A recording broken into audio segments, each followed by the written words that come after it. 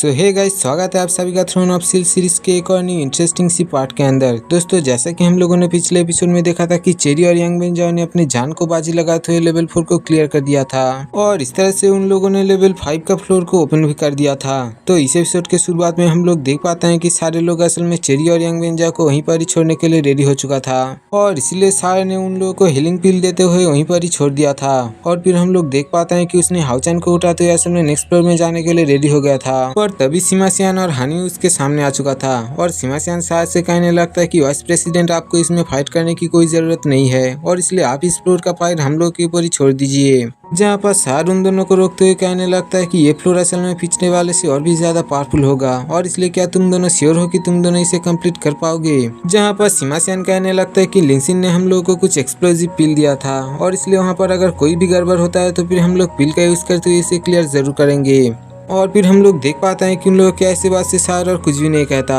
और इसीलिए वो दोनों असल में नेक्स्ट फ्लोर के अंदर जाने के लिए तैयार हो चुका था। और फिर हम लोगों को नेक्स्ट फ्लोर के ट्रायल हॉल को दिखाया जाता है जहां पर कि चारों तरफ सिर्फ रेत ही था और चारों तरफ सिर्फ धूल ही उड़ रहा था। जहां पर उन लोगों को तो ये चीज बहुत ही ज्यादा अजीब लग रहा था और तभी वो दोनों महसूस करता है कि असल में सेन गार्डियन नंबर 4 उन लोगों के सामने है और इसलिए सिमासियान कहने लगता है कि ये तो बहुत ही जल्दी आ गया है। जहाँ पर सेन गार्डियन नंबर 4 कहने लगता है कि मुझसे लाने के लिए सिर्फ 2 लोग आए हैं जो कि असल में लेवल 7 पर है और इसलिए शायद ये चीज तो मेरे लिए एक बहुत ही बड़ा इंसल्ट है और इसलिए क्या तुम लोग यहाँ पर मेरा मजाक उड़ाने के लिए आए हो। और फिर एक कहते हम लोग देख पाते हैं कि उसने अपने दोनों हैमर का यूज करते हुए उन लोगों के ऊपर अटैक कर दिया था। जहाँ पर उसके ऐसे अटैक को रोकने के लिए हानी ने वहाँ पर अपना होली लाइट सील का यूज कर दिया था। पर हम लोग देख पाते हैं कि सेन गार्डियन नंबर 4 का पावर असल में बहुत ही ज्यादा इनक्रेजिबल होता है और इसलिए उसके ऐसे पावर के सामने हानी का लाइट सील कुछ भी नहीं कर पाता और इसमें टूट जाता है। और फिर हानी और सिमासियान एक ही साथ अपने पावर का यूज करते असल में होली गार्ड नंबर 4 के ऊपर अटैक कर देता है। पर हम लोग देख पाते हैं कि होली गार्ड नंबर 4 अपने दोनों हैमर का यूज करते हुए उन दोनों को बहुत ही आसानी से रोक लिया था।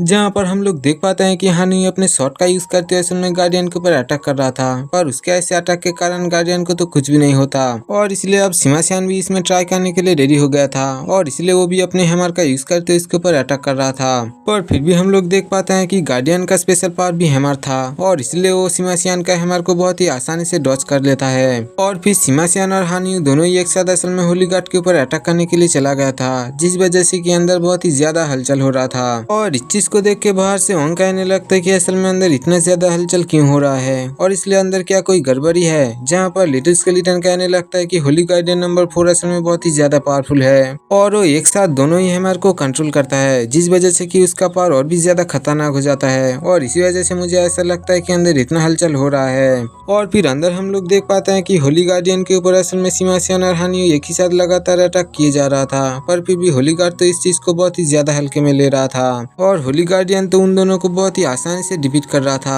और फिर हम लोग देख पाते हैं कि होली गार्डियन अपने दोनों हैमर का यूज करते हुए उसमें उन लोगों के ऊपर एक फाइनल अटैक करता है। और तभी हम लोग देख पाते हैं कि हानी और सिमासियान को बचाने के लिए अपने सील का यूज करते हुए उसे प्रोटेक्ट करने की कोशिश करता है पर होली गार्डियन का पावर सच में बहुत ही ज्यादा इनक्रेजिबल था जिस वजह से हानी का बोन्स इसमें बहुत ही बुरी तरीके से डैमेज हो गया था और इसमें बहुत ही ज्यादा इंजर्ड हो गया था और इसलिए वो कहने लगता है कि शायद मैं और फाइट नहीं कर पाऊंगा। पर फिर भी हम लोग देख पाते हैं कि सिमासियान इतनी आसानी से हार मानने के लिए तैयार नहीं था और इसलिए वो दोबारा से खड़ा हो चुका था। जहाँ पर गार्डियन नंबर 4 कहने लगता है कि तुम लोग तो सच में बहुत ही ज्यादा बोरिंग हो, इसीलिए तुम लोगों के साथ लड़ने में तो थोड़ी भी मजा नहीं आ रहा है। पर तभी हम लोग देख पाते हैं कि सिमासियान ने उसी एक्सप्लोजिव पिल को खा लिया था जिस वजह से कि उसका पावर लेवल 9 पर पहुंच गया था। जहाँ पर हनी तो उससे मना कर रहा था कि तुम ऐसा मत करो क्योंकि इस तरह से तुम भी कुआं में चले जाओगे। और फिर हम लोग देख पाते हैं कि सिमासियान उसका एक भी बात ना मानते हुए अपने हैमर का यूज करते हुए उसके ऊपर अटैक कर देता है और इस बार उसका अटैक असल में गार्डियन नंबर 4 के ऊपर भारी पड़ता है और वो पीछे चला गया था। यहाँ पर सिमासियान कहने लगता है कि लीडर ने हम लोगों को बचाने के लिए अपनी जान दे दी और इसलिए अगर लीडर को बचाने के लिए मुझे ऐसे 100 पिल्स खाने होंगे तो फिर मैं इसके लिए पीछे बिल्कुल भी नहीं हटूंगा। और फिर हम लोग देख पाते हैं कि उसके ऐसे बात सुन के असल में हानू के अंदर भी हिम्मत आ चुका था और वो कहने लगता है कि अगर तुम इस तरीके से लड़ सकते हो तो फिर मैं भी इसमें पीछे बिल्कुल नहीं हटूंगा। और फिर ये कहते हुए उसने भी अपना पिल को खा लिया था जिस वजह से कि उसका पावर भी लेवल 9 पर पहुंच चुका था। और फिर इसी तरह से वो दोनों असल में गार्डियन के ऊपर अटैक करने के लिए चला गया था। जिस वजह से कि गार्डियन को भी पता चल चुका था कि वो और इस चीज को हल्के में नहीं ले सकता और इसीलिए वो अपने लाइफ का सबसे पावरफुल अटैक को उन दोनों के ऊपर करने के लिए रेडी हो गया था। जहाँ पर हम लोग देख पाते हैं कि उसने आसमान में एक बहुत ही बड़ा सा स्पिरिचुअल हैमर को बना लिया था और फिर वो उसी का यूज करते हुए उन दोनों के ऊपर अटैक भी कर दिया था और इस पावर का वजह से वहाँ पर चारों तरफ सिर्फ धूल भर गया था और इसलिए गार्डियन को ऐसा लग रहा था कि शायद वो दोनों इसमें मारा गया। धूल हटने के बाद हमें पता चलता है कि वो दोनों ने असल में इस हैमर को रोक लिया था और वो कहने लगता है कि तुम हम दोनों को एक साथ कभी भी नहीं हरा सकते और फिर एक आई तो असल में वो दोनों हैमर के नीचे से बाहर आ चुका था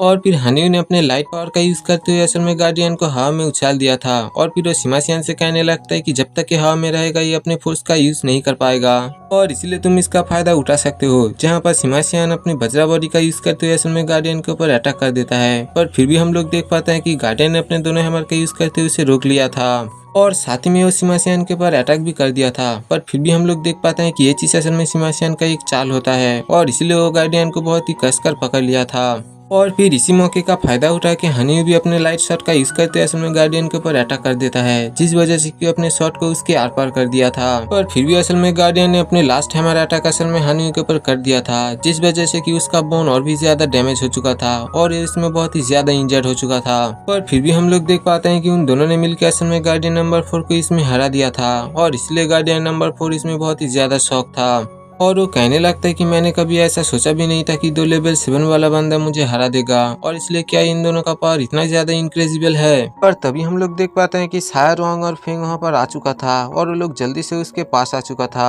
जहाँ पर हम लोग देख पाते हैं कि सायर ने हाउचन को रखते हुए उन लोगों को पकड़ लिया था और साथ ही उसने उन लोगों को हीलिंग पिल भी दे दिया था ताकि इस तरह से वो लोग अपने इंजरीज को बहुत ही जल्द रिकवर कर पाए। जहाँ पर हनी उस हाथ से कहने लगता है कि हम लोगों ने इसे कंप्लीट कर लिया है पर फिर भी हम लोग इसमें कोमा में जा रहे हैं और इसलिए मुझे तुम माफ कर देना। और फिर सिमासियन कहने लगता है कि लीडर ने हमारे वजह से अपने जान को खो दिया है और इसलिए हम लोग कभी भी अपने जान का परवाह नहीं करेंगे और इसलिए लीडर को बचाने के लिए जो भी करना होगा वो हम लोग जरूर करेंगे। और फिर इतना कहने के साथ ही असल में वो दोनों कोमा में चला गया था जिस वजह से कि सायर भी इसमें बहुत ही ज्यादा उदास हो गया था। पर तभी अनाउंस होता है कि असल में 5th लेवल के फर्स्ट ट्रायल को क्लियर कर चुका गया है और इसलिए आप लोग कंफर्म कीजिए कि आप लोग इसका नेक्स्ट लेवल को ओपन करना चाहते हैं। पर तभी हम लोग देख पाते हैं कि लिटिल स्केलेटन सायर को रोकने की कोशिश करता है और उससे कहने लगता है कि क्या तुम अभी भी आगे जाने की कोशिश करोगे क्योंकि तुम्हारे सारे टीममेट्स तो असल में कोमा में है और इसलिए ये चीज तुम्हारे लिए और भी ज्यादा डेंजरस हो सकता है। जहाँ पर सायर कहने लगता है कि मेरे सारे टीममेट्स ने अपने आंखों को बंद कर लिया है और इसलिए जब तक मेरे आंखें भी इसमें बंद ना हो जाए तब तक मैं इसके लिए कोशिश जरूर करता रहूंगा। पर तभी हम लोग देख पाते हैं कि ओंग या फेंग उसके पास आ चुका था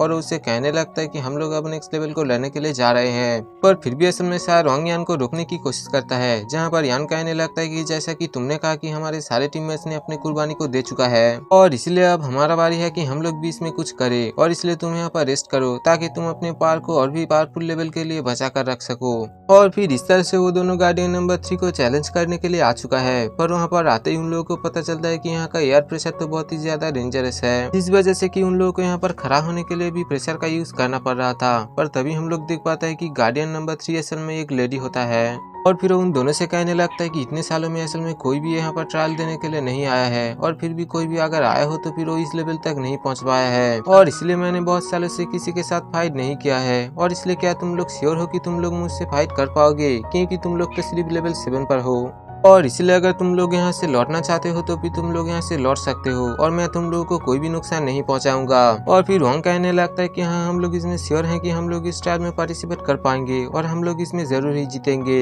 यहाँ पर फेंग कहने लगता है कि सीनियर हम लोग इसमें श्योर हैं और इसलिए आप अपना ट्रायल को शुरू कीजिए। और फिर उन लोगों के ऐसे बात से गार्डियन नंबर 3 अपने ट्रायल को चालू करने के लिए रेडी हो चुका था और फिर वो अपने तीर का यूज करते हुए उन लोगों के ऊपर एक तगड़ा वाला अटैक कर दिया था जिस वजह से हम लोग देख पाते हैं कि फेंग का सील तो असल में 1 मिनट में चकनाचूर हो चुका था और इसलिए वो दोनों इसमें बहुत ही ज्यादा शौक था कि उन लोगों का सील इतनी आसानी से कैसे टूट गया। दूसरी तरफ गेट के बाहर भी बहुत ही ज्यादा एयर प्रेशर क्रिएट हो रहा था और इसलिए सार इसमें बहुत ही ज्यादा परेशान हो रहा था। पर तभी लिटिल स्केलेटन कहने लगता है कि गार्डियन नंबर 3 के पास असल में बहुत ही ज्यादा एयर प्रेशर का पावर है और उसका मूवमेंट स्पीड और रिफ्लेक्शन तो एक्स्ट्रा ऑर्डिनरी है। दूसरी तरफ हम लोग देख पाते हैं कि फेंग और रोंग दोनों मिलकर असल में गार्डियन नंबर 3 को हराने की कोशिश कर रहा था पर इसमें वो लोग बहुत ही ज्यादा इंजर्ड हो रहा था। फिर रोंग भी अपने पावर का यूज करके उसके ऊपर अटैक करने के लिए चला गया था पर फिर भी हम लोग देख पाते हैं कि गार्डियन नंबर 3 अपने तीर का यूज करते हुए उन लोगों के ऊपर अटैक कर रहा था जिस वजह से कि रोंग भी इसमें बहुत ही ज्यादा इंजर्ड हो गया था। और फिर वो वांग यान से कहने लगता है कि तुम्हारा मूवमेंट स्पीड बहुत ही ज्यादा स्लो है और इसलिए तुम अगर मुझे हराना चाहते हो तो फिर तुम्हारा स्पीड को और भी ज्यादा बढ़ाना होगा।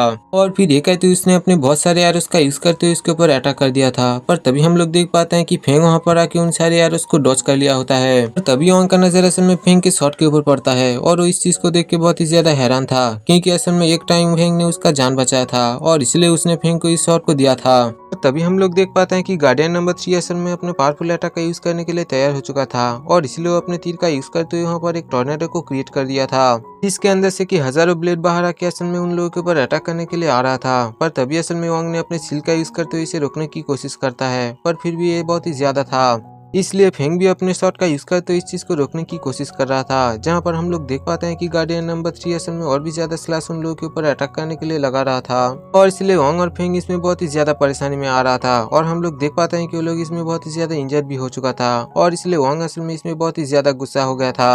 और फिर वो वहाँ पर अपने गॉड पावर का यूज करने के लिए रेडी हो चुका था और इसलिए वो अपने गॉड पावर का यूज करते हुए इसके ऊपर अटैक कर देता है। पर फिर भी हम लोग देख पाते हैं कि गार्डियन नंबर 3 के सामने असल में उसके गॉड पावर भी कुछ भी काम नहीं कर पाता, जिस वजह से कि वांग का गॉड पावर असल में यहाँ पर डिस्ट्रॉय हो जाता है और वो लोग इसमें बहुत ही ज्यादा इंजर्ड भी हो चुका था। पर फिर भी हम लोग देख पाते हैं कि गार्डियन नंबर 3 असल में रुकने का नाम ही नहीं ले रहा था और उन लोगों के ऊपर लगातार अटैक किए जा रहा था। और हम लोग देख पाते हैं कि फेंग उसके ऐसे अटैक को डॉच करने की कोशिश करता है और इस चीज को देख के वांग भी यहाँ पर बहुत ही ज्यादा परेशान हो रहा था। और फिर हम लोग देख पाते हैं कि उसने यहाँ पर अपने लाइफ पावर का यूज करने के लिए रेडी हो गया था, क्योंकि गार्डियन नंबर 3 के अटैक के कारण असल में फेंग बहुत ही ज्यादा इंजर्ड हो चुका था और इसलिए हम लोग देख पाते हैं कि उसने अपने हार्ट पावर को भी रिलीज कर दिया था और इस तरह से उसने अपने गॉड पावर को दोबारा से रिकवर कर लिया होता है। और हम लोग देख पाते हैं कि गार्डियन नंबर 3 इस चीज को देख के बहुत ही ज्यादा हैरान था, जहाँ पर होली गार्डियन वांग से कहने लगता है कि तुम्हें देखकर लगता नहीं है कि तुम किसी गॉड के डिसेंडेंट हो और इसलिए क्या तुम इस तरह से अपने गॉड के पावर को यूज करना चाहते हो। और फिर हम लोग देख पाते हैं कि ये कहते हुए असल में वो दोनों एक दूसरे के ऊपर अटैक कर दिया होता है और इस तरह से उन दोनों के बीच टक्कर हो रहा था। पर फिर भी हम लोग देख पाते हैं कि सेन गार्डियन का पावर इसमें बहुत ही ज्यादा होता है, जिस वजह से कि वांग का लाइफ पावर इसमें खत्म हो चुका था और वहाँ पर बेहोश होकर गिर रहा था। पर तभी हम लोग देख पाते हैं कि फेंग इस चीज को देख के बहुत ही ज्यादा हैरान था और इसलिए उसने अपने ब्लड का सैक्रिफाइस करते हुए अपने लाइफ पावर का शेयर करने के लिए रेडी हो चुका था। और फिर हम लोग देख पाते हैं कि उसने इस टेक्निक को परफॉर्म करते हुए असल में उसने अपनी आधी लाइफ पावर वांग को दे दिया होता है और इस तरह से उसने वांग को यहाँ पर बचा लिया था, जहाँ पर वांग फेंग से कहने लगता है कि तुम ऐसा क्यों कर रहे हो और तुम अपनी आधी लाइफ पावर मुझे क्यों दे रहे हो, जहाँ पर फेंग कहने लगता है कि मैं तुम्हारे लिए अपने जान भी देने के लिए राजी हूँ और इसलिए तुम यहाँ पर जो भी कुछ करोगे मैं उसके लिए तुम्हें सपोर्ट जरूर करूंगा। जहाँ पर इस चीज को देख के असल में सेन गार्डियन 3 भी बहुत ही ज्यादा हैरान था और वो कहने लगता है कि इस लड़के ने तो अपनी आधी लाइफ पर असल में इस लड़की को दे दिया है और इसलिए कोई ऐसा कैसे कर सकता है। जहाँ पर वांग भी इस चीज से बहुत ही ज्यादा दुखी होता है और वो फेंग को बचाना चाहता है, पर फिर भी हम लोग देख पाते हैं कि वो इसमें कुछ भी नहीं कर पाता और इसलिए वो अपने पावर को ज्यादातर चार्ज करने की कोशिश करता है। और इसी तरह से हम लोग देख पाते हैं कि उसने आखिरी एक बार अपने गॉड पावर को रिकवर कर लिया होता है और वो अब अटैक करने के लिए बिल्कुल तैयार था, जहाँ पर वो हाउचन के बारे में सोच रहा था, क्योंकि आखिरी टाइम में असल में हाउचन ने अपने सोल चेन को तोड़ दिया था और इसी तरह से असल में डीमन एम्पायर का पूरी पावर को उसने अपने ऊपर ही झेल लिया था। और इन्हीं सारी बात को सोचते हुए असल में वो बहुत ही ज्यादा गुस्सा हो जाता है और अपने फुल पावर का यूज करते हुए इसके ऊपर अटैक कर देता है, जहाँ पर हम लोग देख पाते हैं कि सेन गार्डियन नंबर 3 भी अपने एरोस का यूज करते हुए इसके ऊपर अटैक कर दिया था। और इस बार असल में वांग के पावर के सामने सेन गार्डियन कुछ भी नहीं कर पाता और वो इसमें बहुत ही ज्यादा इंजर्ड होकर हार जाता है। और फिर हम लोग देख पाते हैं कि वांग असल में फेंग के पास आ चुका था और वो उसे देख के बहुत ही ज्यादा दुखी था और वो उसे कहने लगता है कि हम लोग यहाँ पर जीत गए हैं और इसलिए तुम एक बार देखो कि हम लोग यहाँ पर जीत चुके हैं। पर तभी हम लोग देख पाते हैं कि सेन गार्डियन नंबर 3 असल में खड़ा हो चुका था, पर फिर भी उसने वहाँ पर हार मान लिया था और इसलिए हम लोग देख पाते हैं कि उसका बॉडी यहाँ से गायब हो चुका था। और इसी तरह से वांग और फेंग इसमें जीत चुका था, जहाँ पर फेंग वांग से कहने लगता है कि मैं कभी तुम्हें अपने सामने मरते हुए नहीं देख सकता, क्योंकि मैं तो तुम्हें बहुत ही पहले से ही पसंद करता हूँ और इसलिए मैं तुम्हें कभी भी मरने नहीं दूंगा और इसलिए मैंने अपने लाइफ पावर को तुम्हें शेयर कर दिया। और फिर इतना कहते ही फेंग वहाँ पर बेहोश हो चुका था, जहाँ पर हम लोग देख पाते हैं कि वांग अब उसके बारे में सोच रहा होता है, जिस टाइम की असल में फेंग ने उसे कहा था कि वो उसे पसंद करता है, पर कभी भी वो असल में इस बारे में समझ नहीं पाया था और इसलिए वो भी अब इसके बारे में सोच के बहुत ही ज्यादा दुखी होता है। पर तभी हम लोग देख पाते हैं कि नेक्स्ट फ्लोर का ट्रायल हॉल अब ओपन हो चुका था और फिर तभी वहाँ पर अनाउंस होता है कि यहाँ पर 5th फ्लोर को क्लियर कर चुका गया है और इसलिए उन लोगों के सामने 6th फ्लोर का दरवाजे को ओपन कर दिया जाता है। और तभी असल में वहाँ पर सार भी आ चुका था और इसलिए वहाँ पर आके जल्दी से वांग को पकड़ लिया था और फिर उसे हीलिंग पिल भी दे दिया था। और फिर वांग सार से कहने लगता है कि वाइस प्रेसिडेंट आप मुझे इस बारे में माफ कर देना, क्योंकि हम लोगों ने सिर्फ लो लेवल के फ्लोर को ही क्लियर करे हैं और सबसे पावरफुल और खतरनाक हार्ड फ्लोर को आपके ऊपर ही छोड़ रहे हैं, और इसलिए क्योंकि इस तरह से हमारे पास एक ही मौका है, और इसलिए प्लीज आप इसमें जरूर जीत कर आना। और फिर इतना कह के वो भी वहाँ पर बेहोश हो चुका था, और फिर हम लोग देख पाते हैं कि शायर अब नेक्स्ट फ्लोर में जाने के लिए रेडी हो चुका था, और इसलिए लिटिल स्केलेटन भी इस चीज को देख के बहुत ही ज्यादा उदास हो चुका था। पर फिर भी असल में शायर यहाँ पर नहीं रुक सकता, क्योंकि उसने हर फ्लोर में अपने एक ना एक साथी को खोया है, और इसलिए वो इस चीज को अगर रोक देगा तो फिर इसका कोई भी मतलब नहीं बनता। और इसलिए हम लोग देख पाते हैं कि वो इन्हीं सारी बात को सोचते हुए बहुत ही ज्यादा उदास हो गया था, पर फिर भी वो यहाँ पर नहीं रुक सकता, और इसलिए वो हाउचन को उठाते हुए नेक्स्ट फ्लोर की तरफ चल रहा था। और इस चीज को देख कर लिटिल स्केलेटन उसे रोकने की कोशिश कर रहा था, और उससे कहने लगता कि तुम्हारे पास और कोई भी टीम मेंबर नहीं है, और इसलिए तुम ऐसा कैसे कर सकते हो, क्योंकि अगर इसमें तुम्हारा जान भी चला जाएगा तो फिर हाउचन का जान कौन बचाएगा। और शायर कहने लगता है कि हाउचन को बचाने के लिए सिर्फ यही एक रास्ता है, और इसलिए मुझे इसे कैसे भी करके पास जरूर करना होगा। और फिर हम लोग देख पाते हैं कि इस तरह से शायर आगे की तरफ जा रहा था, और ऐसा लग रहा था कि इसका आगे का फाइट और भी ज्यादा खतरनाक होने वाला है। और फिर इसी के साथ ये एपिसोड यहीं पर ही खत्म हो जाता है। दोस्तों, आप लोग अगर इसके नेक्स्ट पार्ट को देखने के लिए एक्साइटेड हो तो फिर इस बारे में कमेंट जरूर करना, और चैनल को सब्सक्राइब जरूर कर देना।